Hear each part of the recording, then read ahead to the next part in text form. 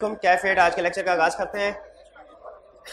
Previous lecture में हम कुछ रिस्क की केस स्टडीज़ को डिस्कस किया था। फिर इसके बाद हमने स्टडी किया अप्रोचेज ऑफ ऑडिटिंग, और ये approaches of auditing comparatively less important concept था। जो ज़्यादा इंपॉर्टेंट कंसेप्ट था वो था ऑडिट रिस्क मॉडल, जिसमें हमने ये स्टडी किया कि ऑडिट रिस्क क्या है। ऑडिट रिस्क का मतलब ये है कि फाइनेंशियल स्टेटमेंट्स में मटेरियल मिस स्टेटमेंट हो और ऑडिटर अनमोडिफाइड ओपिनियन एक्सप्रेस कर दे। ऑडिट रिस्क का मतलब क्या आपने पढ़ा कि फाइनेंशियल स्टेटमेंट्स में मटेरियल मिस स्टेटमेंट हो और ऑडिटर अनमोडिफाइड ओपिनियन एक्सप्रेस कर दे। इसका मतलब है ऑडिट तो जो पर्पस था उसका वो तो फेल हो गया, वो तो मीट नहीं हो सका। ऑडिट रिस्क, अच्छा ऑडिट रिस्क गुड थिंग है या बैड थिंग? बैड। कोई भी रिस्क हो वो बैड थिंग है, तो उसका मतलब है ऑडिट रिस्क को रिड्यूस होना चाहिए। खत्म नहीं हो सकता तो कम से कम रिड्यूस तो होना चाहिए। अच्छा ऑडिट रिस्क को रिड्यूस करना है तो बुराई को खत्म करना हो तो उसकी जड़ से खत्म करना चाहिए कि शाहे उतर देनी चाहिए, जड़ से खत्म करा। तो हमने ऑडिट रिस्क की जड़ देखी। जड़ क्या है हमें पता चला, जड़ से पता चला ऑडिट रिस्क तीन चीजों से मिलकर बनता है। ऑडिट रिस्क कितनी चीजों से मिलकर बनता है? तीन चीजों से। तीन तरह के रिस्क हैं। ये जब इकट्ठे हो जाए, तीनों जब इकट्ठे हो जाए, जब ये तीनों इकट्ठे हो जाए, इनको इकट्ठे करने के लिए इनके दरमियान में हम मल्टीप्लाई का वर्ड यूज करते हैं, प्लस का वर्ड यूज नहीं करते। ट्रेडिशन है, परंपरा है कि तीनों रिस्क जो हैं इनको इकट्ठा करने के लिए क्या करते हैं? मल्टीप्लाई का। तो ऑडिट रिस्क को कम करना है, देखना पड़ेगा किन चीजों से मिलके बना। पता चला तीन कंपोनेंट से मिलके बना। ऑडिट रिस्क तीन कंपोनेंट से मिलके बना। वो कंपोनेंट्स कौन कौन से हैं?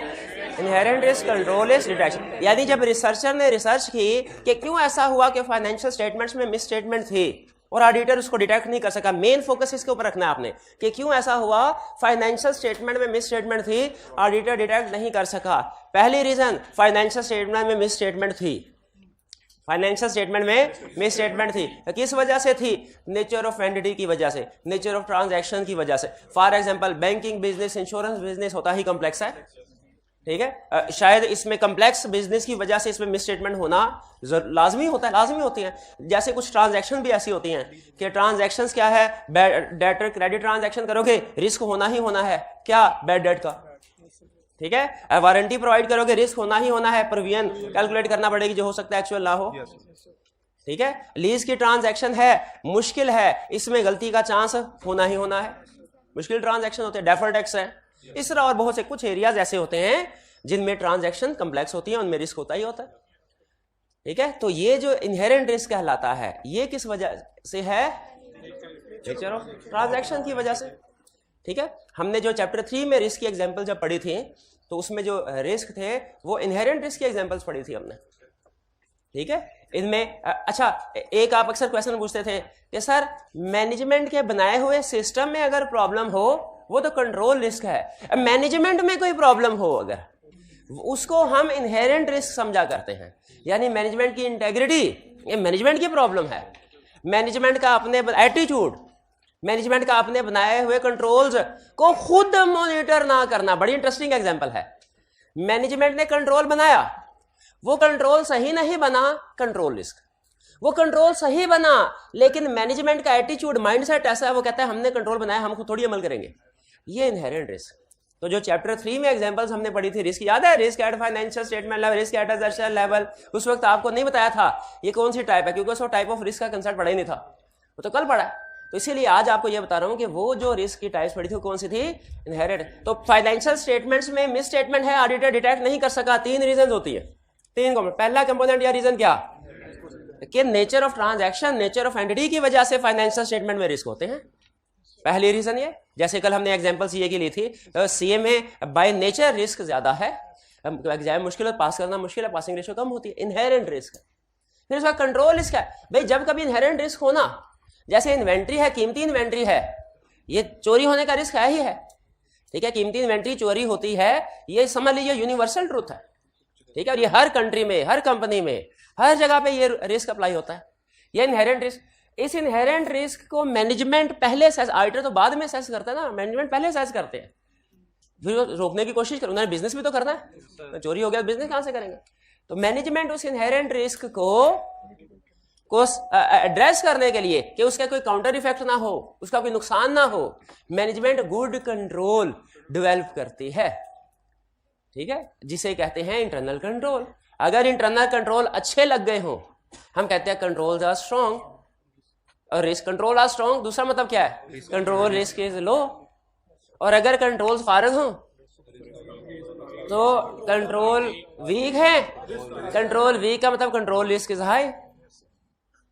ठीक है, तो जिन कंट्रोल्स को रिस्क का इफेक्ट नलीफाई करने के लिए लाया गया था, ठीक है, वो खुद ही ठीक नहीं है।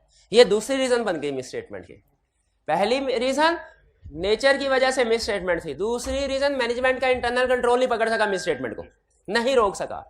3 वर्ड स्टैंडर्ड में यूज हुए हैं। मैनेजमेंट का इंटरनल कंट्रोल उस मिस स्टेटमेंट को जो इनहेरेंट रिस्क की वजह से है उसको प्रिवेंट, डिटेक्ट, करेक्ट नहीं कर सका। 3 अल्फाज कौन से, प्रिवेंट, डिटेक्ट। जब कभी इंटरनल कंट्रोल जहन में आए 3 लफ्ज फौरन उसके बाद जहन में आ जाए, प्रिवेंट, डिटेक्ट, करेक्ट एरर्स।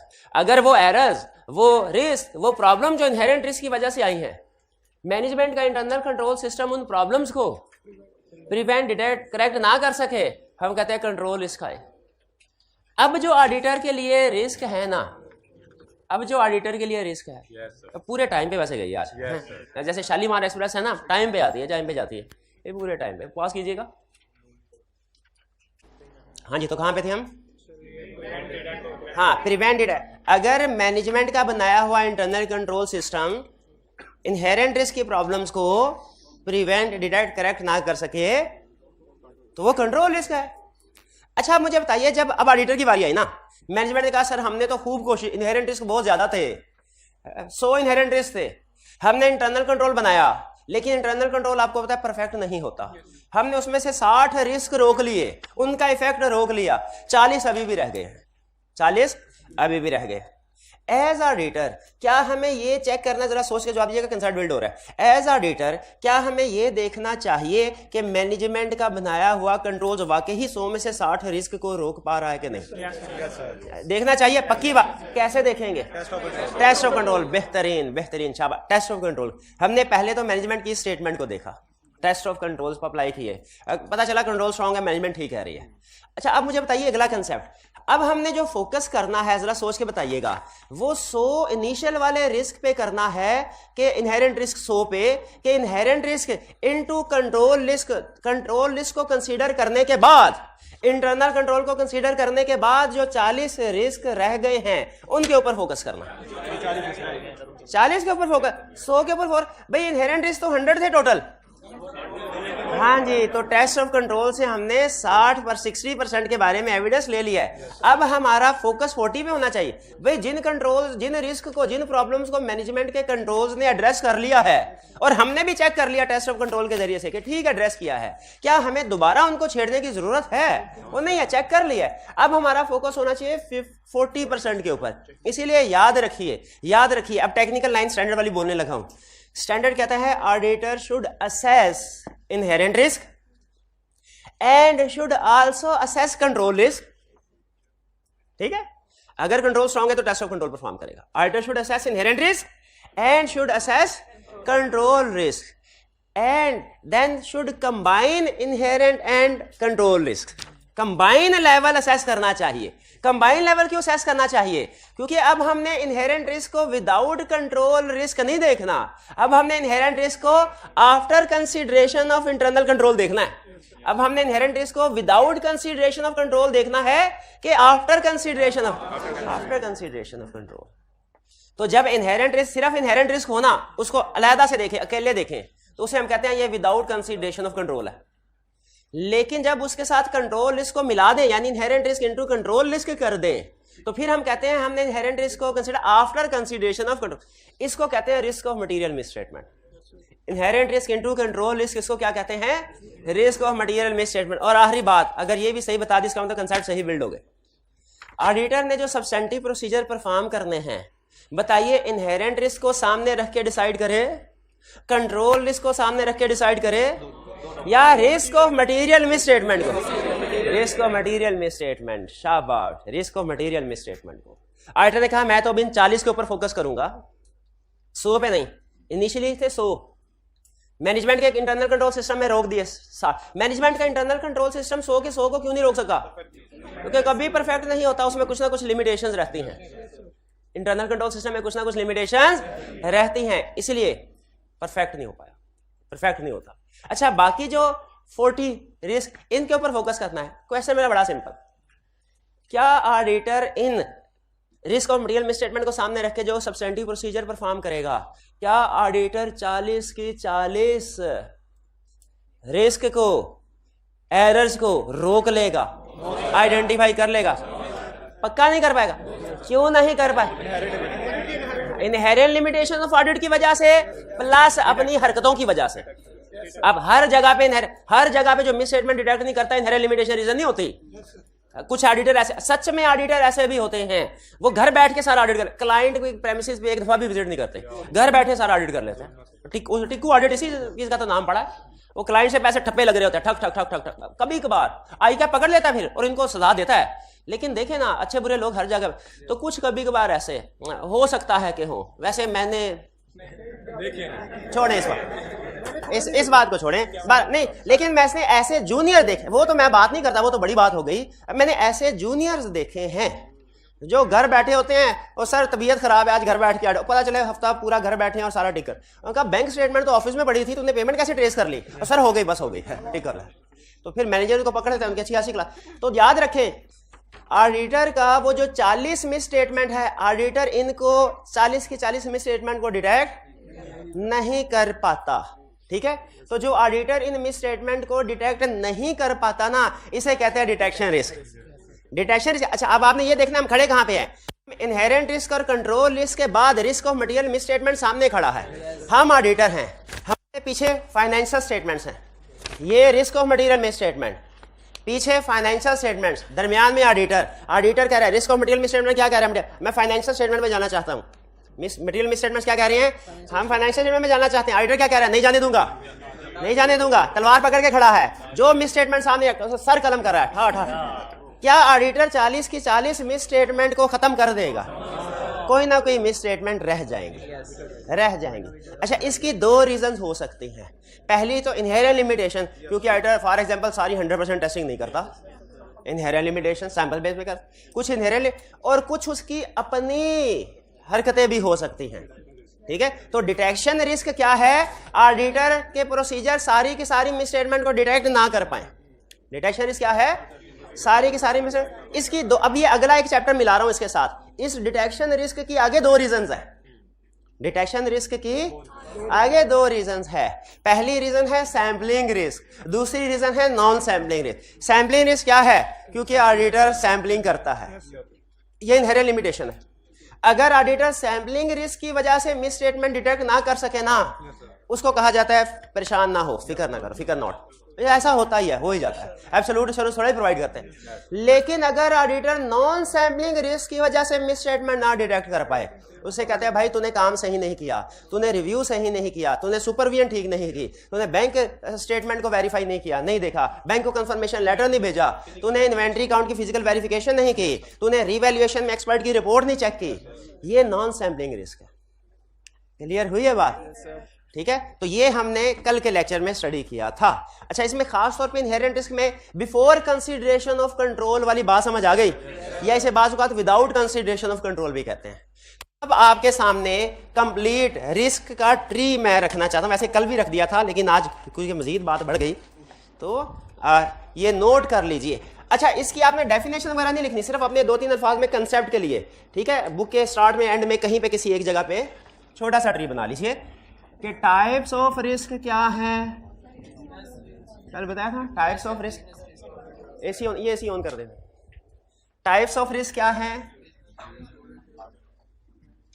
दो तरह के रिस्क। कौन कौन से? बिजनेस रिस्क, शाबाश, ऑडिट। ये डिस्कशन अभी थोड़ी देर में करेंगे कि ऑडिटर के लिए बिजनेस रिस्क जानना क्यों जरूरी है, बल्कि शायद हम कल कर चुके हैं। चोर को पकड़ना है तो चोर की तरह सोचना है, इसलिए business risk. Audit, audit risk की कितनी टाइप्स हैं? 3, inherent risk, control, detection risk. ठीक है, इनहेरेंट रिस्क क्या है? कंसेप्चुअली किसी भी एरिया में किसी भी कंपनी की फाइनेंशियल स्टेटमेंट रिस्क जो किस वजह से है, बाय नेचर बाय नेचर, जिसे वो कहता है risk without consideration of control. जाहिर है विदाउट कंसीडरेशन ऑफ कंट्रोल ही बनता है, क्योंकि अभी इनहेरेंट रिस्क को सेस करते हुए इंटरनल कंट्रोल को सामने नहीं रखा जाता। इनहेरेंट रिस्क इंडिपेंडेंट है कंट्रोल रिस्क से। अगर इनहेरेंट रिस्क के साथ कंट्रोल रिस्क को मिला दिया जाए ना आफ्टर कंसीडरेशन ऑफ कंट्रोल, तो फिर वो बन जाएगा रिस्क ऑफ मटेरियल मिसस्टेटमेंट। यानी अगर इनहेरेंट रिस्क और कंट्रोल रिस्क इन दोनों का कंबाइन लेवल देखा जाए तो वो होगा रिस्क ऑफ मटेरियल मिसस्टेटमेंट। ठीक है, जिस तरह बाज़ औक़ात ये इक्वेशन लिखी जाती है, audit risk is equal to inherent risk into control risk into detection risk. समझ आ रहा है ना, क्योंकि 3 कंपोनेंट है। उसी तरह बाज़ औक़ात ये इक्वेशन भी शायद आपको कहीं पे नजर आए, risk of material misstatement is equal to into control risk, यानी इन दोनों रिस्क को मिला दें, रिस्क ऑफ मटेरियल मिसस्टेटमेंट बन जाता है। ठीक है, रिस्क ऑफ मटेरियल मिसस्टेटमेंट का कंसेप्ट क्या है कि ऑडिट होने से पहले, ऑडिट प्रोसीजर परफॉर्म होने से पहले जो फाइनेंशियल स्टेटमेंट में रिस्क है ना, वो रिस्क ऑफ मटेरियल मिसस्टेटमेंट है। यानी risk in financial statement after consideration of control, risk in financial statement after consideration of internal, but before performing audit, before performing audit procedure, ये क्या होता है, रिस्क ऑफ मटेरियल मिसस्टेटमेंट। ठीक है, अच्छा अब सुनिए स्टैंडर्ड क्या कहता है। कहता है आपने बिजनेस रिस्क को आइडेंटिफाई कर लिया, अच्छा किया।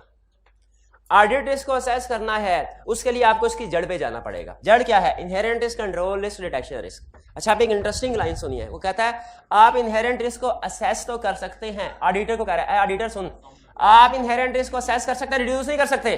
हमने क्यों नहीं कर सकते, कहता है इसमें किसी का कंट्रोल नहीं है, नेचर की वजह से। फिर अगली बात सुने, कहता है ए ऑडिटर सुन, तुम कंट्रोल रिस्क को असेस तो कर सकते हो, इसको भी रिड्यूस नहीं कर सकते। क्यों नहीं कर सकते, क्योंकि ये मैनेजमेंट की जिम्मेदारी है। भूल गए, इंटरनल कंट्रोल डिजाइन करना मैनेजमेंट की जिम्मेदारी, ऑडिटर की जिम्मेदारी है ही नहीं। तो मैनेजमेंट चाहे तो रिड्यूस कर सकती है अच्छा काम करके, कंट्रोल स्ट्रॉन्ग करके, ऑडिटर नहीं कर सकते। हम सिर्फ असेस कर सकते हैं। ठीक है, तो इसका मतलब हम इसको रिड्यूस करने चले थे, हम ऑडिट रिस्क को रिड्यूस करने चले थे। इनहेरेंट रिस्क को हम सिर्फ असेस कर सकते हैं, रिड्यूस नहीं कर सकते। कंट्रोल रिस्क को असेस कर सकते हैं, रिड्यूस नहीं कर सकते। आज आके फिर किसको, डिटेक्शन रिस्क को रिड्यूस कर सकते हैं। कहता है डिटेक्शन इसमें भी ठहर जाओ, डिटेक्शन रिस्क नहीं ये कर सकते हैं, ये तो हमारी रास्ते, तो कर क्या सकते हैं, थोड़ी नहीं, इतना जज्बाती नहीं होना, ये कर सकते हैं। डिटेक्शन रिस्क के कह रहा है 2 टाइप्स हैं। डिटेक्शन रिस्क के आगे फर्दर 2 टाइप्स, एक है सैम्पलिंग रिस्क, एक है नॉन सैम्पलिंग। सैम्पलिंग रिस्क क्या है कि ऑडिटर किसी मिस स्टेटमेंट को डिटेक्ट नहीं कर सका क्योंकि उसने सैम्पलिंग की हुई थी। सैम्पलिंग की थी तो चांस होता है कि जो सैंपल में नहीं आई आइटम उसमें मिस स्टेटमेंट हो, इसे कहते हैं सैम्पलिंग रिस्क। और नॉन सैम्पलिंग रिस्क क्या है कि सैंपल सेलेक्ट किया, सैंपल में ही मिस स्टेटमेंट मौजूद थी, अपनी नाअहली की वजह से, अपनी नाअहली की वजह से, सुपरविजन नहीं की, प्रोसीजर परफॉर्म नहीं किया, टिक्कू ऑडिट करता रहा, अपनी नाअहली की वजह से जब ऑडिटर मिस स्टेटमेंट को डिटेक्ट ना कर पाए तो उसे क्या कहते हैं, है दोनों डिटेक्शन रिस्क। इन दोनों सिचुएशन में ऑडिटर मिस स्टेटमेंट को डिटेक्ट नहीं कर पाएगा, फाइनेंशियल मिस स्टेटमेंट डिटेक्ट नहीं कर पाएगा, लेकिन इसकी रीजन डिफरेंट है, इसकी रीजन डिफरेंट है। रीजन डिफरेंट क्योंकि फिर इनको रिड्यूस करने का तरीकाकार भी डिफरेंट है। सैम्पलिंग रिस्क को रिड्यूस करना चाहते हैं, ये सैम्पलिंग वाले चैप्टर का कंसेप्ट पढ़ा रहा हूं आपको भी, सैंपलिंग के तो शाबाश। नॉन सैम्पलिंग रिस्क को रिड्यूस करना चाहते हैं तो डायरेक्शन, सुपरविजन, रिव्यू, प्लानिंग, अच्छी टीम, अच्छे प्रोसीजर्स बढ़ा दे, ये बढ़ा दे, क्वालिटी कंट्रोल रिव्यू करें, ये चीजें बढ़ा दे। तो क्लियर, तो ये सारी जो रिस्क का ट्री था ये आके कहां पे खत्म हुआ, सैम्पलिंग रिस्क और सैम्पलिंग रिस्क पे। ठीक है, क्योंकि हम ऑडिट रिस्क को कम करना चाहते हैं, तो ये सारे रिस्क और इनका इंटर रिलेशनशिप आप ध्यान में रहेगा। चलिए अच्छा, अब डेफिनेशन पढ़ते हैं। हमने बाकी कंसेप्चुअल डिस्कशन तो कल भी कर ली थी, आज मैंने क्विक रिवीजन करवा दी आपको, बल्कि डिटेल रिवीजन करवा दी। डेफिनेशन कहता है, ये सिर्फ रट्टे के लिए, क्योंकि ये एग्जाम में कंसेप्चुअल क्वेश्चन बहुत कम चांस है टेस्ट करेगा, लेकिन डेफिनेशन शायद पूछ ले। इसमें कुछ अल्फाज ऐसे हैं, 2-3 अल्फाज ऐसे हैं सोशली मुश्किल साबित होते हैं, इसलिए पढ़ा रहा हूं। कह रहा है ससेप्टेबिलिटी का मतलब होता है चांस, प्रोबेबिलिटी, प्रोबेबिलिटी होना। इनहेरेंट रिस्क का मतलब क्या है, ससेप्टेबिलिटी यानी चांस ऑफ एन असर्शन, कि किसी एरिया में, कोई असर्शन में, किसी एरिया में, आपको पता है ना रिस्क असेसमेंट हम असर्शन लेवल पे करते हैं कि एरिया लेवल पे करते हैं, ये पता है ना। एरिया लेवल एजर्शन लेवल में क्या फर्क है? एक एरिया की बहुत सी एजर्शन होती हैं। कहता है susceptibility of an assertion, a chance कि किसी एरिया की कोई एजर्शन मिस स्टेटमेंट हो सकती है, दैट कुड बी मटेरियल, वो मटेरियल भी हो सकती है, इधर individually or when aggregate with other statement. यहां तक रूटीन की बात कर रहा है कि चांस कि किसी एरिया में मिस स्टेटमेंट होगी, मटेरियल भी होगी। सबसे अहम अल्फाज आ गए हैं, before consideration of any related control, internal control को कंसीडर करने से पहले। अच्छा आपको मैं याद करूं, कंपनी लॉ में बात का डेफिनेशन होती ना कि पब्लिक कंपनी कौन सी है, वो सीधा नहीं बताता था कि पब्लिक कंपनी क्या कहता है, जो प्राइवेट कंपनी नहीं है। यहां पे उसने इनहेरेंट रिस्क को सीधा नहीं बताया किस वजह से है, कंट्रोल, उसने कहा इंटरनल कंट्रोल से पहले जो भी रिस्क होता है वो इनहेरेंट रिस्क है। इसका आसान तर्जुमा करें ना तो क्या बनेगा, इंटरनल कंट्रोल से पहले जो भी रिस्क होता है इंटरनल कंट्रोल के बगैर वो इनहेरेंट रिस्क होता है। ये है वही एक company which is not a private company. लेकिन अब सही कंसेप्ट क्या है कि कौन सी कंपनी पब्लिक, सही कंसेप्ट कि इनहेरेंट रिस्क वो रिस्क है जो कि नेचर ऑफ एंटिटी की वजह से होता है। भाई कंट्रोल की वजह से नहीं है, यहां पे कह दिया उसने इनहेरेंट रिस्क क्या है, जो कंट्रोल की वजह से नहीं है। और तो फिर किस वजह से है ये बताओ, नेचर ऑफ एंटिटी की वजह से, ठीक है, नेचर ऑफ ट्रांजैक्शन की वजह से, ठीक है। इनहेरेंट रिस्क में rise from nature of items themselves or nature of entity or industry. Clear हो गया। ये इनहेरेंट रिस्क की डेफिनेशन में सबसे अहम अल्फाज है बिफोर कंसीडरेशन ऑफ रिलेटेड। इसको अंडरलाइन करें, ये अगर आपके क्वेश्चन में डेफिनेशन में नहीं है ना, आपकी डेफिनेशन नहीं है। फिर आगे एग्जांपल वगैरह दे रहा है वो हम निकल कर। कंट्रोल रिस्क क्या है, कह रहा है control is the risk that A miss statement which को डकर इन अदर। अल्फाज की तरतीब आगे पीछे कंसर्ट हुई है कि किसी असर्शन में मिस स्टेटमेंट हो सकती है, that could be material individually or in aggregate with other miss, will not be prevented, detected or corrected on timely basis by entities internal control। Control इस क्या है कि किसी एरिया में मिसस्टेटमेंट होना जो कि एंटिटी का इंटरनल कंट्रोल सिस्टम उसको प्रिवेंट, डिटेक्ट, करेक्ट नहीं कर सका। यानी एंटिटी का सिस्टम अगर किसी मिसस्टेटमेंट को प्रिवेंट, डिटेक्ट, करेक्ट ना कर सके, हम क्या कहते हैं, कंट्रोल रिस्क है। इसमें सबसे अहम अल्फाज अंडरलाइन करें, प्रिवेंट, डिटेक्ट, करेक्ट और entities internal control. Internal control को भी अंडरलाइन करना है। प्रिवेंट कि miss statement not prevented, originally जो इनहेरेंट रिस्क की वजह से मिस स्टेटमेंट अराइज हुई थी वो फाइनेंशियल स्टेटमेंट की तरफ बढ़ रही है। इनहेरेंट रिस्क की वजह से जो अराइज हुई थी मिस स्टेटमेंट वो फाइनेंशियल स्टेटमेंट की तरफ बढ़ रही है। वो टी छोटा सा अपने जहन में ले आए कि यहाँ पे नेचर ऑफ एंटिटी ट्रांजैक्शन है, यहाँ पे इंटरनल कंट्रोल है, यहाँ पे फाइनेंशियल स्टेटमेंट है। नेचर की वजह से मिस स्टेटमेंट अराइज हुई, फाइनेंशियल स्टेटमेंट की तरफ बढ़ रही, ये इनहेरेंट रिस्क है। अब बढ़िया रास्ते में इंटरनल कंट्रोल आ गया, रोकने की कोशिश करेगा कि 60% रुक गई, 40% आगे चली। अब ये जो है ना, जब यहां से चली है, ये सिर्फ एक दूसरा एंगल आपको दे रहा हूं। ये था नेचर ऑफ एंटिटी, ये इंटरनल कंट्रोल, ये financial state, nature of entity, nature of transaction की वजह से इनहेरेंट रिस्क आया। अब इनहेरेंट रिस्क यहां से अपना सफर शुरू किया, फाइनेंशियल स्टेटमेंट में जाना चाह रहा है। रास्ते में पहले क्या मिला उसे, इंटरनल कंट्रोल, ठीक है, स्ट्रांग है इनको रोक लेगा, वीक है तो आगे चले। यहां पे 100 थी, यहां पे इंटरनल कंट्रोल ने रोका, यहां पे आगे 40 आगे, इनको हम कहते हैं इनहेरेंट रिस्क। ये विदाउट कंसीडरेशन ऑफ कंट्रोल है। और ये वाली जो होती है ना, इनको risk of material miss statement कहते हैं, क्योंकि ये आफ्टर कंसीडरेशन ऑफ कंट्रोल। अब ये फाइनेंशियल स्टेटमेंट्स में आ गई, लेकिन ये फाइनेंशियल स्टेटमेंट्स है अनऑडिटेड। ये 40 मिस स्टेटमेंट इसमें पड़ी हैं। अब आया ऑडिटर, ऑडिटर ने कहा मैं तो करूंगा ऑडिट। ऑडिटर ने ऑडिट किया, ऑडिट के दौरान में उसने 36 मिस स्टेटमेंट्स डिटेक्ट कर ली, 4 मिस स्टेटमेंट डिटेक्ट नहीं कर सका। तो ऑडिटर ने ओपिनियन दे दिया, अनमोडिफाइड ओपिनियन, और ये फाइनेंशियल स्टेटमेंट्स बन गई ऑडिटेड फाइनेंशियल स्टेटमेंट। अब ऑडिटेड फाइनेंशियल स्टेटमेंट में 4 मिस स्टेटमेंट पड़ी हैं। अब ये वाली जो मिस स्टेटमेंट, ये है डिटेक्शन रिस्क, कि ये दरमियान में ऑडिटर था, ऑडिटर मिस स्टेटमेंट को डिटेक्ट नहीं कर पाया, और ये जब फाइनेंशियल स्टेटमेंट में 4 पहुंच गई, ये 4 है ऑडिट रिस्क।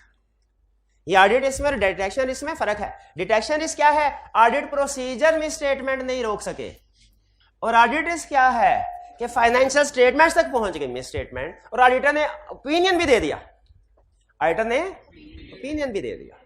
ये इसको हम कहते हैं ऑडिट रिस्क, इसको हम कहते हैं डिटेक्शन रिस्क, और इसको कहते हैं risk of material miss statement. ठीक है, ये risk of material miss statement है। भाई बात समझ आ रही है?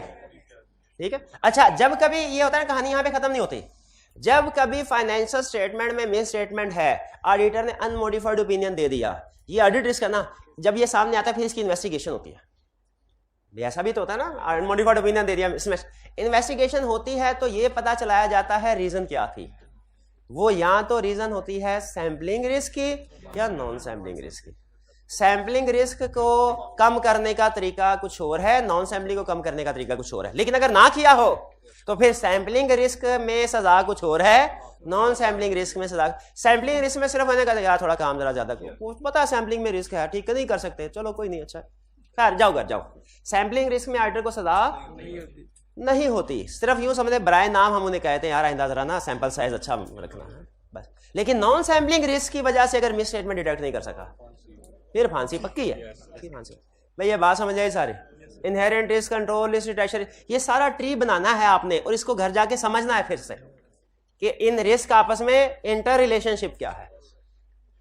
चलिए कंट्रोल डिटेक्शन रिस्क, अच्छा बाकी सिंपल है। डिटेक्शन रिस्क क्या है? डिटेक्शन रिस्क और ऑडिट रिस्क में फर्क ध्यान में रखना है। डिटेक्शन रिस्क क्या है कि ऑडिटर के प्रोसीजर में स्टेटमेंट डिटेक्ट नहीं कर सके, और ऑडिट रिस्क जब इन सब का फाइनल कंक्लूजन। ठीक है, इनहेरेंट रिस्क भी थे, कंट्रोल रिस्क भी आ गया, डिटेक्शन रिस्क भी आ गया, फाइनेंशियल स्टेटमेंट। क्लियर? अच्छा, ये आपने डेफिनेशन के रिप्रोडक्शन के क्वेश्चन के लिए इनको करना है। ठीक है, अब हम थोड़ी सी एक्सरसाइज करते हैं ताकि मुझे पता चल जाए कि क्या आपको ये कंसेप्ट समझ आ गया कि नहीं आ गया। Can I explain the term audit risk, ये होमवर्क आपके थे, and 3 elements of risk that contribute to total audit risk. Audit risk को डिफाइन करेंगे कि audit procedures could not detect misstatement, अभी पढ़ाया है। ये तो डिटेक्शन रिस्क की डेफिनेशन बताई है मैंने। Audit procedures could not detect misstatement, ये डिटेक्शन रिस्क है, ऑडिट रिस्क नहीं है। हाँ, ऑडिट रिस्क में ओपिनियन आता है। Audit risk is the risk that auditor expresses inappropriate opinion when financial statements are materially misstated. Audit risk में opinion आएगा, डिटेक्शन रिस्क में प्रोसीजर आएंगे। ऑडिट रिस्क में ओपिनियन आएगा, डिटेक्शन रिस्क में प्रोसीजर का लफ्ज आएगा। याद करवाने के लिए कह रहा हूं। चलिए आगे चल। For each illustration given below question 3 part A, identify component of audit risk which is most directly related to illustration. ठीक है, अच्छा पार्ट ए भी है, पार्ट बी भी है। आपने मुझे पार्ट ए में और पार्ट बी में कंसेप्चुअली फर्क क्या है दोनों क्वेश्चन में, वो बताना है। फिर मैं आपको एक एग्जाम टिप बताऊंगा जिसको आप सुन के बहुत खुश होंगे। ठीक है, एग्जाम टिप लेकिन एग्जाम टिप कब अनलॉक होगी भला? जब आप ये चैलेंज पूरा करेंगे। ये चैलेंज क्या है? पार्ट ए और पार्ट बी, इन दोनों में आपने फर्क बताना है। ठीक है, ए for each illustration given below identify the component of audit risk which is most directly related to the illustration। 10 है, 7 बता दिए ना ठीक, तो इसका मतलब कंसेप्ट आपका ओके है। अगर 6 बताए इसका मतलब कंसेप्ट फारग है, और अगर 7 से ऊपर बता बेहतरीन। 7th है पासिंग मार्क्स। स्टार्ट करें। A client fails to discover employee fraud on timely basis because bank accounts are not reconciled monthly। अच्छा, किस लफ्ज से पता चला? इसमें कंट्रोल रिस्क क्या है? रिकंसिलिएशन नहीं बन रही है। बेहतरीन, 1 नंबर गिनते जा, 1 number. Next, cash is more susceptible, क्या होता है? चांस और probability to theft than an item of fix asset. Cash की अपने फीचर ऐसा है, उसने उड़ना ही उड़ना है, कहीं पे रखा हो उड़ना, तो ये है। लेकिन फिक्स एसेट तो आसानी से याद रखिए, फिक्स एसेट की मिस एप्रोप्रिएशन करना मुश्किल है, कैश की आसान है, इसलिए कभी फिक्स एसेट की मिस एप्रोप्रिएशन नहीं करनी, कैश की भी नहीं करनी, लेकिन फिक्स एसेट की तो बिल्कुल नहीं करनी, पकड़े जाओगे। कन्फर्म, तो ये हमारा इनहेरेंट रिस्क आ गया। इसमें किस लफ्ज, वैसे तो कैश की नेचर से आपको बता, वैसे लफ्ज ससेप्टिबल भी बता। Third, confirmation of receivable by an auditor fails to detect material, detection risk, शाबाश। 3, डिसबर्समेंट किसे कहते हैं? पेमेंट्स को। Disbursements have occurred without prior approval, तो इसमें कौन सा कंट्रोल वायलेट हो रहा है?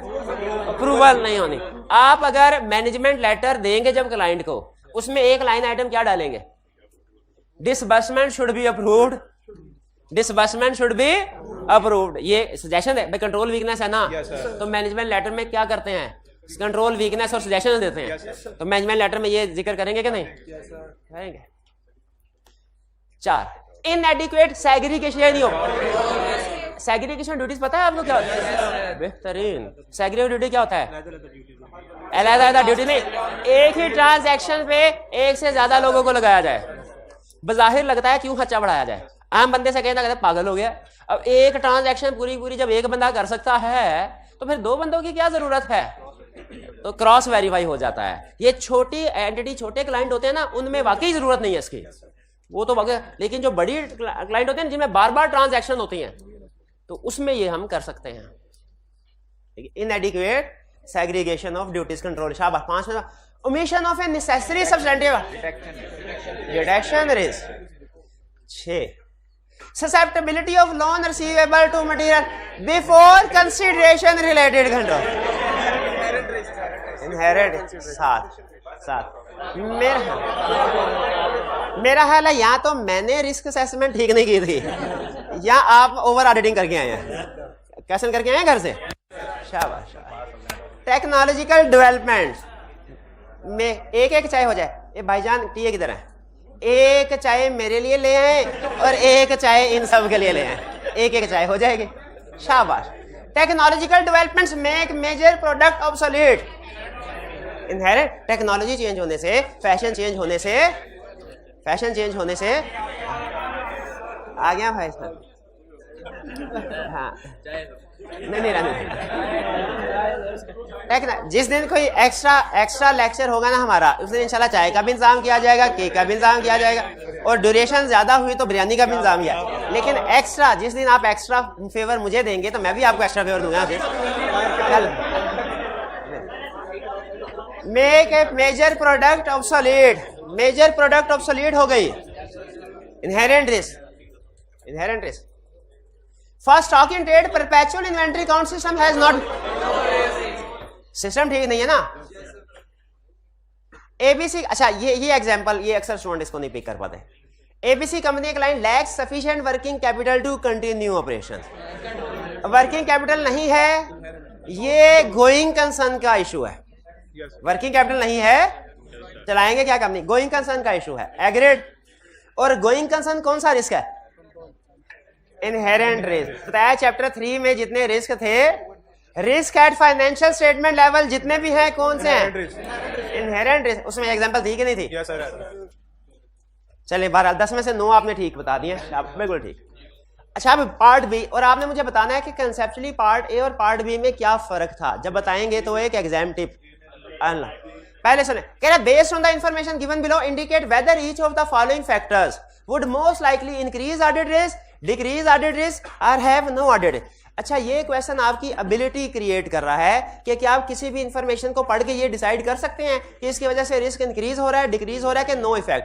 पूरे का पूरे चैप्टर का, पूरी जितनी भी केस स्टडी है कि आपने आज तक टेस्ट किए हैं, उनमें यही एबिलिटी टेस्ट करता है। क्या कि कोई भी इंफॉर्मेशन, कोई भी लाइन पढ़ के आप ये जान सके, आपको इस काबिल होना चाहिए कि इस इंफॉर्मेशन से हमारा कोई रिस्क इंक्रीज हो रहा है, डिक्रीज हो रहा है या उस इररिलेवेंट है, कोई इफेक्ट नहीं।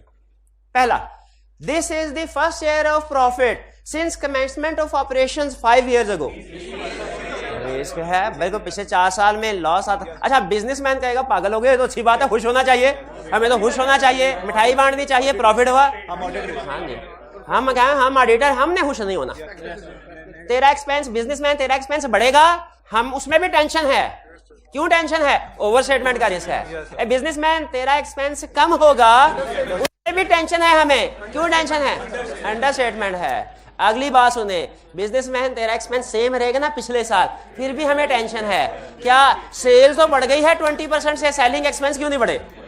तो जब याद रखिए, अगर कोई भी इनकम या एक्सपेंस पिछले साल की निस्बत इंक्रीज है, उसमें भी रिस्क, डिक्रीज उसमें भी रिस्क, और अगर सेम है और चेंज होना चाहिए था लेकिन सेम है, उसमें भी रिस्क है, उसमें भी। तो प्रॉफिट क्लाइंट के लिए अच्छी बात है, लेकिन हमारे लिए इंडिया कैसे हो गया भाई? 4 साल तक तो कुछ लॉस ही लॉस था, इस साल ऐसा क्या इजाद कर लिया तुम लोगों ने? रिस्क माइंडसेट के साथ सोचेंगे तो मिस स्टेटमेंट सामने आएगी ना। ठीक, the chief executive officer is also a, ये बिल्कुल ऐसी, इसकी एक और एग्जांपल दे दूं पहले की, कि जैसे रिलेटेड पार्टी है, रिलेटेड पार्टी है, रिलेटेड पार्टी का होना मैनेजमेंट के लिए अच्छी चीज है। मैनेजमेंट कहते हैं सर एसोसिएटेड कंपनी है, होल्डिंग है, सब्सिडरी है, और मुश्किल वक्त में काम आती है। हमने कहा यही तो कि मुश्किल वक्त में तुम्हारा प्रॉफिट कम होगा, तुमने प्रॉफिट को ओवरशेड करना होगा, फेक ट्रांजैक्शन करनी होगी, तो अनरिलेटेड बंदा कोई नहीं मानेगा मिलने को, रिलेटेड पार्टी तुम्हारे साथ मिलने को तैयार हो जाएगी। तो ये भी रिस्क है, तो याद रखिए हमने ऑडिटर के तौर पे सोचना। फिर इसके बाद chief executive officer is also majority share holder of the company. Chief executive officer भी है, कंपनी को चला भी, मेजॉरिटी थोड़ा बहुत शेयर होल्डर हो तो प्रॉब्लम नहीं है, मेजॉरिटी शेयर होल्डर में प्रॉब्लम है। क्यों भला? प्रॉफिट को ओवरस्टेट कर सकता है, क्योंकि प्रॉफिट को ओवरस्टेट करने का डायरेक्ट बेनिफिशियरी यही है, इसको इंसेंटिव है कि प्रॉफिट ओवरस्टेट होगा इसके शेयर प्राइस में। अच्छा, एक क्वेश्चन में उसने ICAP ने सबसे ज्यादा जो एग्जाम में पूछा हुआ है, फ्रॉड रिस्क फैक्टर का टॉपिक आएगा, उसमें सबसे उसने पूछा हुआ है चीफ एग्जीक्यूटिव ऑफिसर को जितना प्रॉफिट होगा उसका 10% बोनस मिलेगा, बोनस मिलेगा। हमने कहा हमने शाबाश, हमने कहा तुम बाज ना आना, डायरेक्टर तुम बाज ना आना, तुम्हें याद है तुमने चैप्टर 7 में यही ऑफर हमें भी दी थी कि फीस कितनी दोगे, जितना प्रॉफिट होगा 10%। हमने उस कंटिंजेंट फी हमने उधर भी ना किए थे, हमने उधर भी तुम्हें मना कर दिया था, हमने कहा था सेल्फ इंटरेस्ट रेट राइज होता है, हमारी तरफ से ना सुन के तुम चीफ एग्जीक्यूटिव के पास चले गए हो, उसको यही ऑफर कर दी ताकि वो आपका प्रॉफिट बढ़ाने की कोशिश करे। लेकिन अब चीफ एग्जीक्यूटिव चूंकि चार्टर्ड अकाउंटेंट नहीं है, उस पर आप थ्रेट क्रिएट नहीं करवाएंगे, उसमें आप रिस्क क्रिएट करवाएंगे, ये ज़हन में रखिएगा। रिस्क वो मैनेजमेंट है, तो हम कहेंगे अगर चीफ एग्जीक्यूटिव को प्रॉफिट का 10% मिल रहा है, रिस्क है क्या कि वो अपना बोनस बढ़ाने के चक्कर में प्रॉफिट को ओवरशेड करेगा। ठीक है,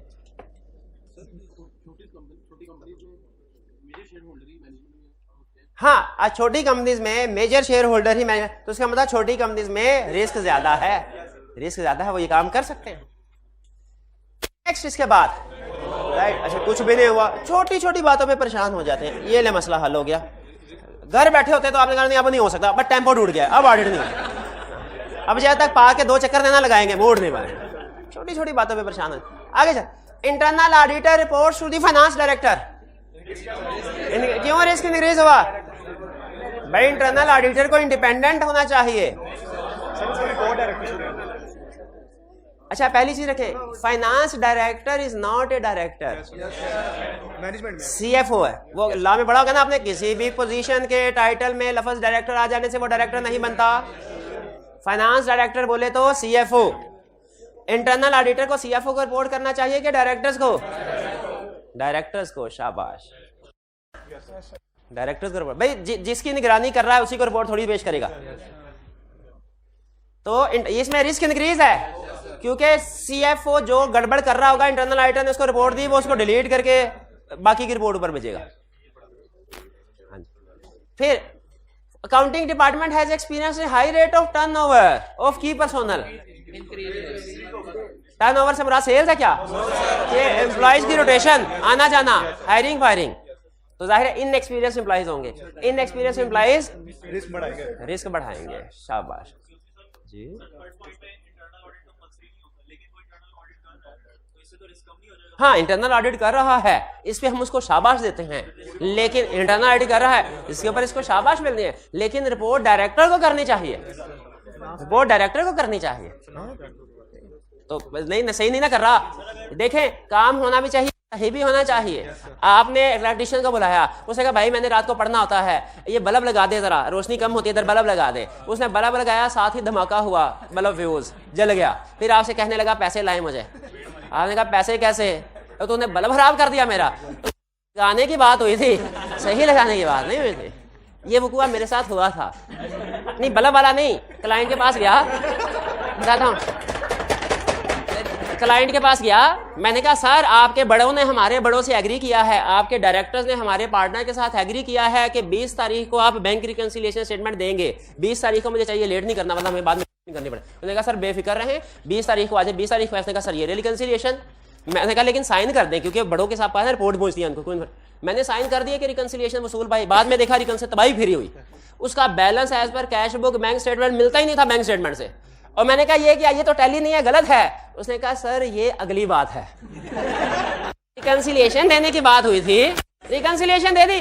अब अगर आपको रिकंसिलिएशन में कोई गलती नजर आई है, ठीक करवाना चाहे, उसकी लादा रेक्विजिशन भेजे, उसकी लादा रेक्विजिशन। तो मुझे ये बताइए, रिकंसिलिएशन बन रही है, अच्छा कंट्रोल है, लेकिन उसको कोई रिव्यू ही नहीं कर रहा। हमने किसके ऊपर फोकस करना है? अच्छे कंट्रोल भी है, वीक भी है। वीक भी, अच्छे को इग्नोर कर देना है, वीक पे करना है। ठीक है, अच्छाई का जमाना है, लेकिन हमारा प्रोफेशन इस तरह। छोटी सी मिसाल, ये तो आपने टाइम बचले जाएगा। आपका टेस्ट चेक हुआ, आपके आए 30 में से 28 नंबर, मिसाल दे रहा हूं, हाँ जी, 28 नंबर।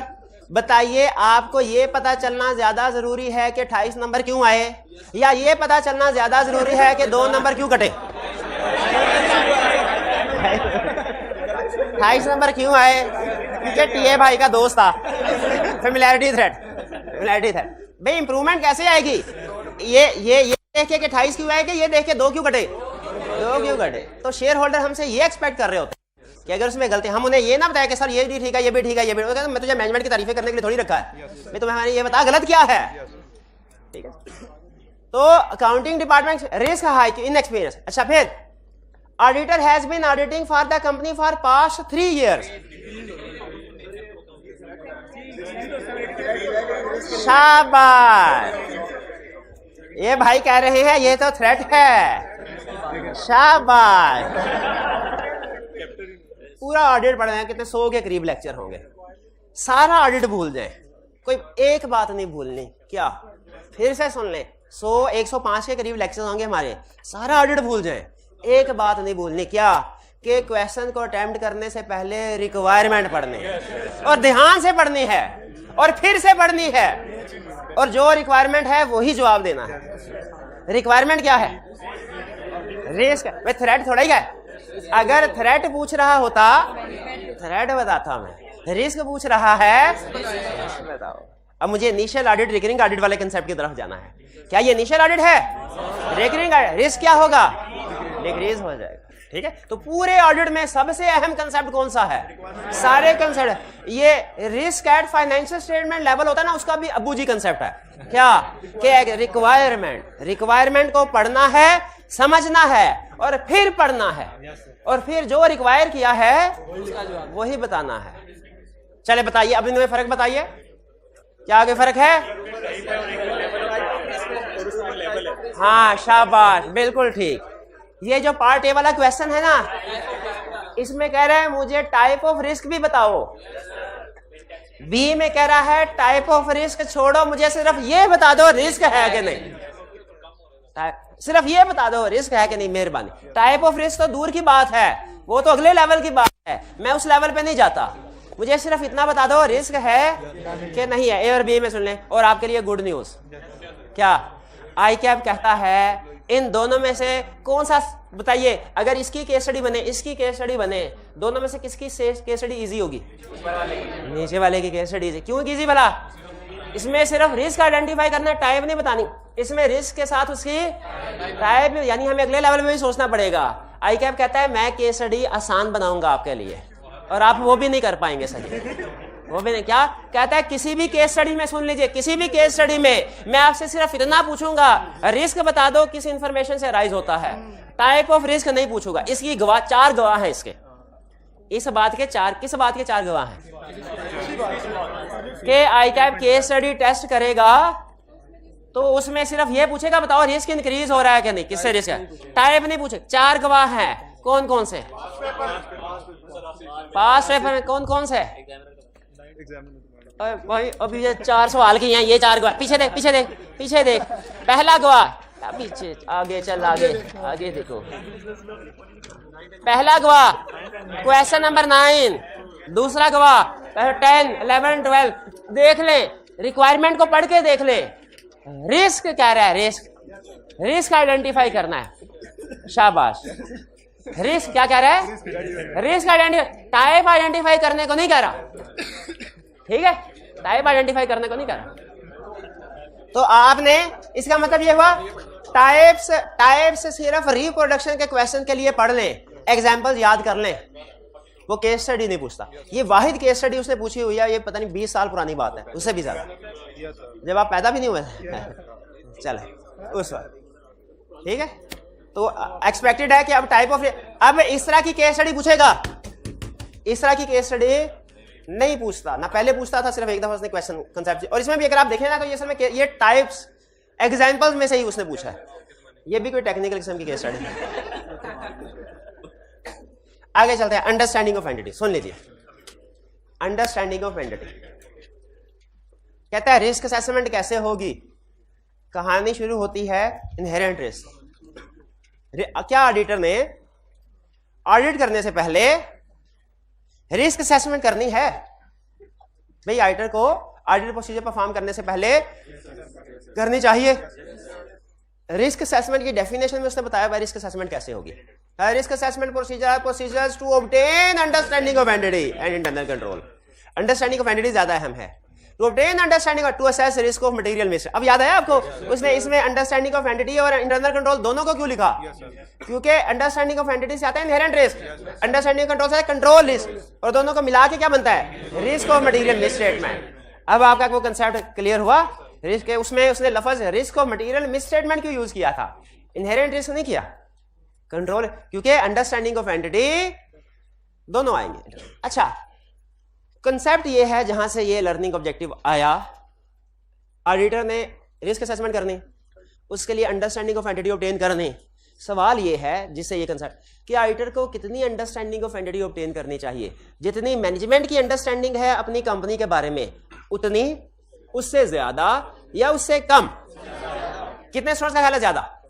कितनों का ख्याल है उतनी ही? कितनों का ख्याल है कम? कम। सही जवाब है। अच्छा, ये क्यों? इसलिए कि ऑडिटर का मकसद फाइनेंशियल स्टेटमेंट की वेरिफिकेशन है, उसने बिजनेस नहीं चलाना, उसने कंपेटिटर नहीं बनना, वो अपने प्रोफेशन का एक्सपर्ट होगा। वो मैनेजमेंट के प्रोफेशन में मैनेजमेंट से आगे या उसके बराबरी तो नहीं कर सकता। तो इसीलिए ऑडिटर को अंडरस्टैंडिंग ऑफ एंटिटी ऑब्टेन करनी चाहिए, लेकिन कितनी? इतनी को अंडरस्टैंडिंग के उसका रिस्क असेसमेंट हो जाए। कंप्लीट अंडरस्टैंडिंग जितनी मैनेजमेंट के पास है उतनी नहीं, कितनी को? इसीलिए रिसर्च करके हमारे सीनियर ने कहा है अगर आप क्लाइंट के किसी भी बिजनेस, किसी भी इंडस्ट्री में हो, उसकी 5 चीजों की अंडरस्टैंडिंग ऑब्टेन कर लेना, आप उसकी रिस्क असेसमेंट करने के काबिल हो जाएंगे। क्या कि हमने जब अंडरस्टैंडिंग ऑफ एंटिटी ऑब्टेन करनी है, हर एस्पेक्ट की अंडरस्टैंडिंग ऑब्टेन करनी है कि सिर्फ 5 की? सिर्फ 5 की। क्यों भला? इन 5 से ही आप रिस्क असेसमेंट कर लेंगे। फॉर एग्जाम्पल, वो कहता है पहली चीज, अब आपने मुझे बताना है, मैं आपको फैक्टर बताऊंगा, आपने मुझे साबित करना है कि इससे रिस्क असेसमेंट हो सकती है कि नहीं। आप किसी भी कंपनी का ऑडिट करने के लिए जाएं, ऑडिटर रिक्वायर्ड टू, आपने उसकी अंडरस्टैंडिंग ऑब्टेन करनी है। ठीक है, एंटिटी अंडरस्टैंडिंग शैल कवर फॉलोइंग, ये 5 चीजों की। पहला, relevant industry, regulatory and other external factors including applicable financial reporting framework. Industry से रिस्क असेसमेंट होती है कैसे? भाई अगर इंडस्ट्री फैशन बेस्ड इंडस्ट्री है, टेक्नोलॉजी बेस्ड इंडस्ट्री है, उसमें इन्वेंट्री के ऑब्सोलीट होने का रिस्क है। शाबाश, तो इस अंडरस्टैंडिंग से रिस्क असेसमेंट हो गई। क्या ये अंडरस्टैंडिंग ऑब्टेन करनी चाहिए? अगले एग्जांपल सुनिए।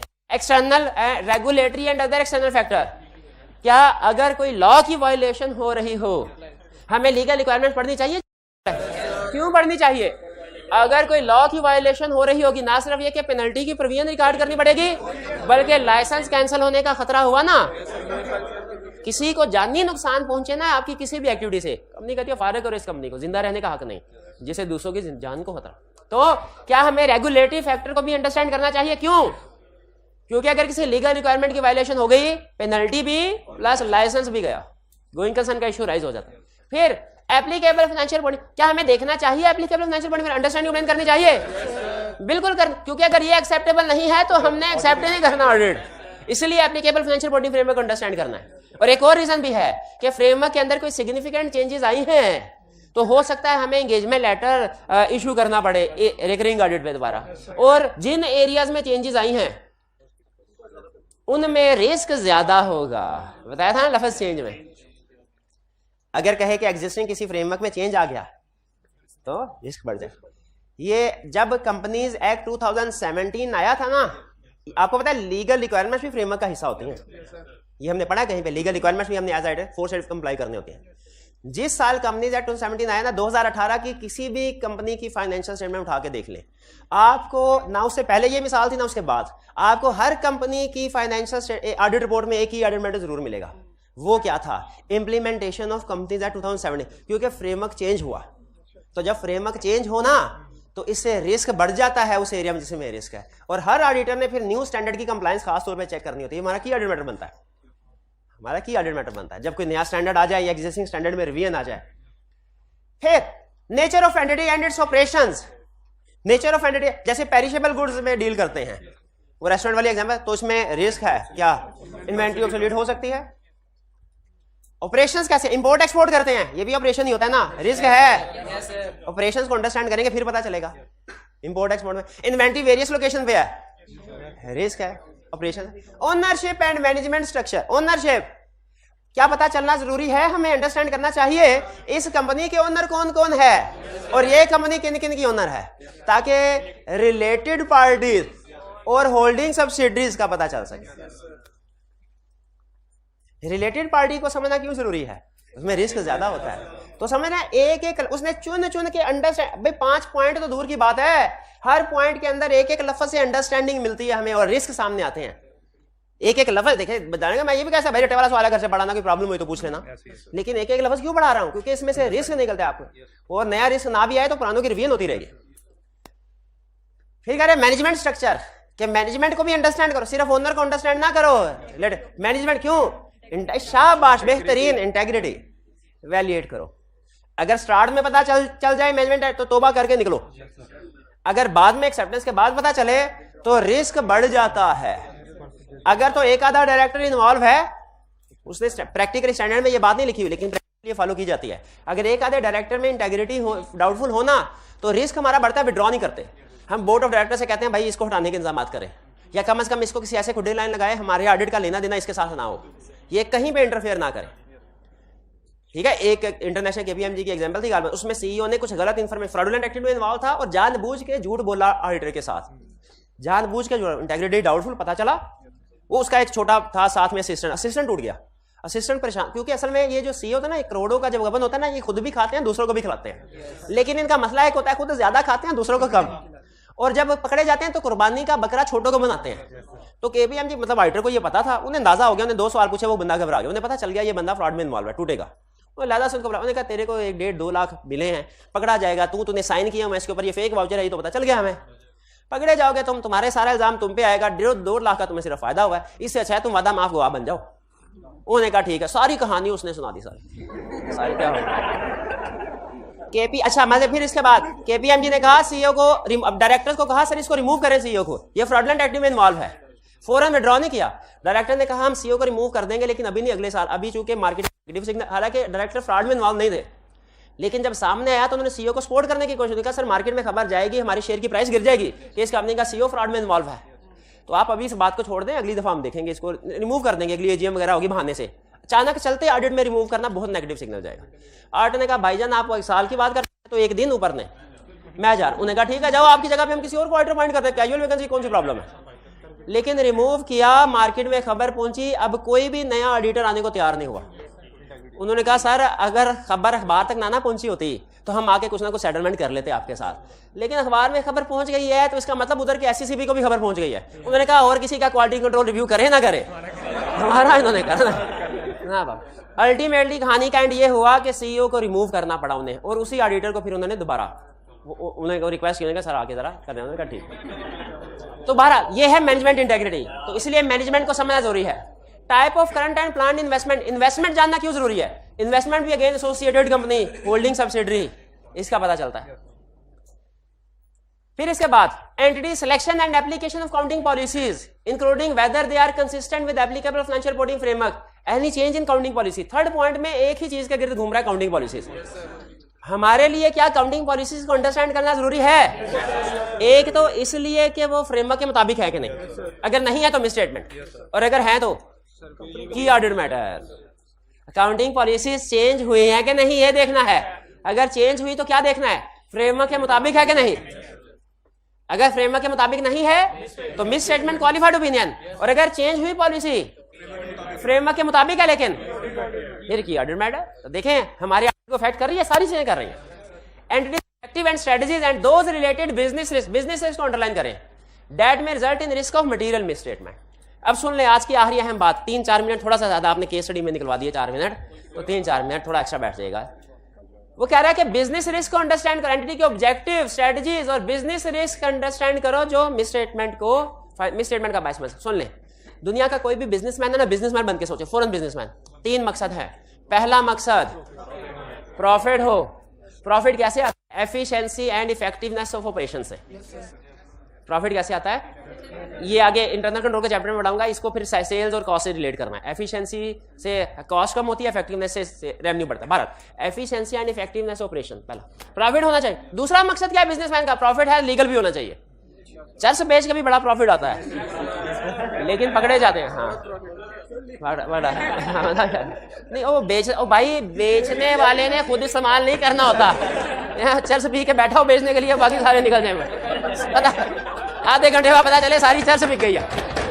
ऐसे नहीं कर रहा, बिजनेसमैन बन फिर ऑडिटर बन गया। अच्छा अच्छी बात। अच्छा चले, पहला प्रॉफिट हो मकसद। दूसरा मकसद क्या है? लीगल भी हो, compliance with laws and regulation. Profit भी है, लीगल भी है। तीसरा मकसद सारे इन्वेस्टर को पता चले, शोर मचा दो, सबको बता दो, ये स्कीम सबको बता दो। क्या कि जब प्रॉफिट भी हो, लीगल भी हो, तो चुप करके नहीं बैठना, फाइनेंशियल स्टेटमेंट्स प्रिपेयर करके सारे इन्वेस्टर को बताना है कि प्रॉफिट है। हर बिजनेसमैन के 3 मकसद क्या? Efficiency and effectiveness of operation, compliance with laws and regulations, preparation of reliable financial statements, तीनों मकसद। ऑडिटर कहता है बिजनेसमैन को, ए भाई तेरे तीनों मकसद समझ लिए, लेकिन ये तीनों मकसद में कुछ ना कुछ रिस्क है।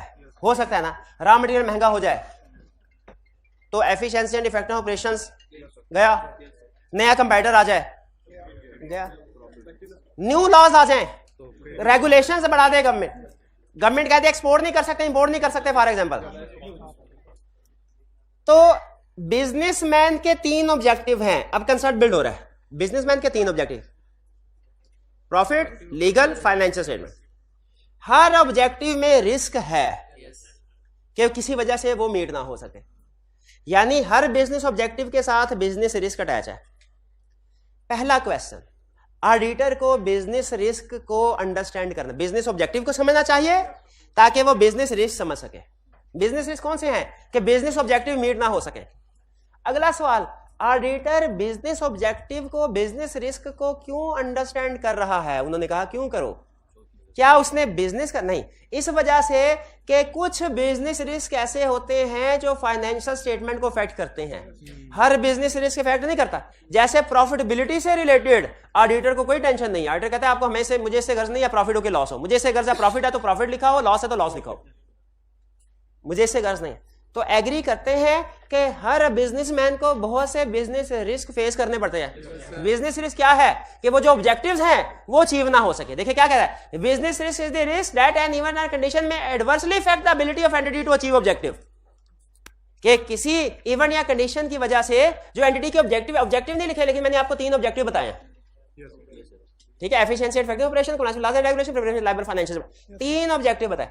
कोई भी ऐसा इवेंट जो इन ऑब्जेक्टिव को अचीव ना करने दे, उसे कहेंगे बिजनेस रिस्क। क्या ऑडिटर को बिजनेस रिस्क अंडरस्टैंड करना चाहिए? आंसर है यस। अगला, व्हाई, क्यों करना चाहिए? इसलिए कि सारे नहीं, लेकिन कुछ बिजनेस रिस्क फाइनेंशियल स्टेटमेंट को अफेक्ट करते हैं। जैसे नॉर्मली एग्जांपल दे रहा हूं, नॉर्मली 3 ऑब्जेक्टिव थे ना मैनेजमेंट के। पहला ऑब्जेक्टिव कौन सा था? प्रॉफिट। प्रॉफिट से रिलेटेड रिस्क ऑडिटर के लिए रेलिवेंट नहीं है, क्योंकि ऑडिटर को इसी से गर्ज है कि प्रॉफिट है या लॉस, जो मर्जी हो लिखा सही हो इसे। हाँ, लेकिन जो preparation of reliable financial statement वाला मकसद है ना, उससे रिलेटेड जो भी बिजनेस रिस्क है वो ऑडिटर का ऑडिट रिस्क भी है, वो ऑडिटर। फिर से सुन लीजिए, हर बिजनेस रिस्क ऑडिट के लिए रेलिवेंट नहीं, सिर्फ वो बिजनेस रिस्क रेलिवेंट है जो फाइनेंशियल स्टेटमेंट को इफेक्ट करते हैं, क्योंकि ऑडिटर की अल्टीमेट जो रिस्पॉन्सिबिलिटी है वो फाइनेंशियल स्टेटमेंट की है। तो हर बिजनेस रिस्क ऑडिटर के लिए कौन सा बिजनेस रिस्क रेलिवेंट है? फाइनेंशियल स्टेटमेंट को अफेक्ट कर रहा है। इसीलिए हम कहते हैं कि audit risk is a part of business risk. Business risk he audit risk बन जाते हैं, कुछ बिजनेस रिस्क। ठीक है, तो ऑडिट रिस्क की एक डेफिनेशन तो ये है ना जो टेक्निकली हमने पढ़ी, risk that auditor expresses in appropriate opinion when financial statement relatively मिसस्टेटेड। एक सिर्फ कंसेप्ट भी है क्या, वो बिजनेस रिस्क जो फाइनेंशियल स्टेटमेंट को अफेक्ट करे वो ऑडिट रिस्क है। समझ आ रही बात? तो ये असल में ना ऑडिटर क्यों करता है, देखिए ऑडिट रिस्क को ढूंढने का ना एक तरीका तो ये अंडरस्टैंडिंग ऑफ एंटिटी, एक तरीका है पकी पकाई खीर के मैनेजमेंट ने, बिजनेस ने अपने बिजनेस रिस्क आइडेंटिफाई किए होंगे, ऑडिटर एक एक बिजनेस रिस्क को पढ़ता जाए, उसके आगे अगर वो फाइनेंशियल स्टेटमेंट को इफेक्ट करता है टिक लगाए, अगर फाइनेंशियल स्टेटमेंट को इफेक्ट नहीं करता क्रॉस लगाए। तो ये टिक क्रॉस करते करते रेडिली अवेलेबल लिस्ट बन जाएगी ऑडिट रिस्क की, खुद से भी ढूंढेगा। लेकिन बिजनेस रिस्क क्या है, अगर ऑडिटर बिजनेस रिस्क को अंडरस्टैंड कर लेना तो बहुत से रिस्क उससे ऑटोमेटिकली मिल जाते हैं। पकी पकाई खीर है ये बिजनेस रिस्क को हम क्या कहते हैं, पकी, यानी वो रिस्क है जो मैनेजमेंट ने ऑलरेडी आइडेंटिफाई किए हुए हैं, हमने उसमें सिर्फ ये देखना है कौन कौन से हमारी फाइनेंशियल स्टेटमेंट को अफेक्ट करते हैं। तो खुद बताइए, ऑडिटर खुद भागदौड़ करके रिस्क आइडेंटिफाई करता है, इनहेरेंट रिस्क भी, कंट्रोल भी, डिटेक्शन भी, क्या उसे बिजनेस रिस्क भी अंडरस्टैंड करने चाहिए, पढ़ने चाहिए? क्यों भला? क्योंकि ऐसे बिजनेस रिस्क और फाइनेंशियल स्टेटमेंट को अफेक्ट करते हैं और वो ऑडिट रिस्क बन जाते हैं, पकी पकाई खीर, रेडीमेड ऑडिट रिस्क। ठीक है जी। और फिर लास्ट में कह रहा है evaluation and review of entities financial, क्या फाइनेंशियल स्टेटमेंट्स को इवैल्यूएट करने से रिस्क आते हैं? सारी की सारी रिस्क असेसमेंट थ्रू फिगर इसी पे से निकलती है। चलिए, तो ये 5 आइटम्स हैं, एक एक चीज को डिस्कस करने का मकसद था आपको रियलाइज करवाना कि इनकी अंडरस्टैंडिंग स्टैंडर्ड ने क्यों कहा है कि रिस्क असेस करते हुए इन सबको अंडरस्टैंड करो, क्योंकि इसमें से हर एक लिस्ट में से रिस्क सामने आएंगे। खास तौर पे आजकल आईकैप का फोकस पता है किस पे है? Business risk, business risk. Clear जी? तो ये आपने, ठीक है, आज के लिए इतना मजीद कोई कंसेप्ट नहीं है, ठीक है, बस नहीं, बस ठीक है, इतना काफी है। होम असाइनमेंट जरूर कीजिएगा। आज का लेक्चर यहाँ खत्म करते हैं। अल्लाह हाफिज। अच्छा, कल